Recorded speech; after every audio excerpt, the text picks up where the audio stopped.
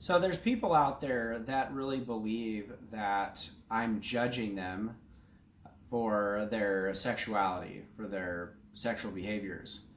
Uh, there's people out there that make light of sex addiction, and that's understandable. My message is most likely not for you people. Um, I'm not sure why anyone would make light of sex addiction or sexual behavior 100%, but I have some inkling of why. And I believe in our society that we have become so highly sexualized that sex is as normal as drinking water. Uh, it's in our video games, it's in our movies, our TV shows, it's on every social media platform. I just recently had a guy try to get onto Facebook just to socialize with family, and he said he could not uh, get on Facebook without sexual content arising, and it's just indicative of our society.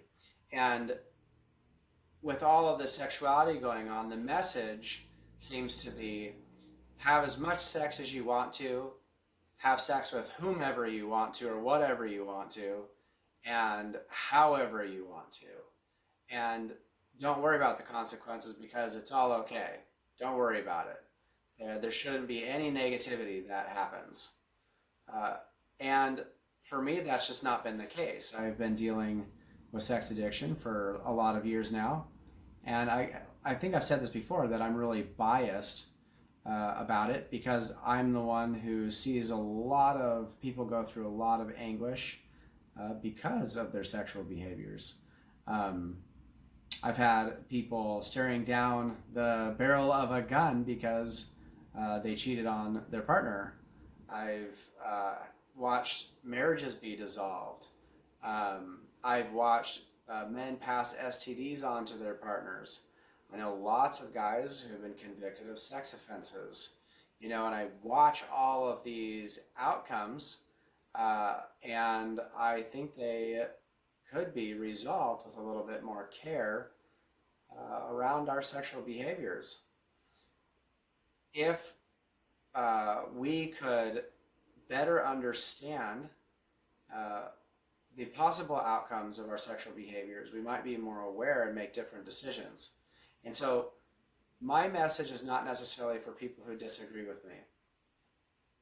Maybe for you, if you disagree with me, maybe you might do some research about the outcomes of certain sexual behaviors. For example, pornography, or sleeping around with many different partners.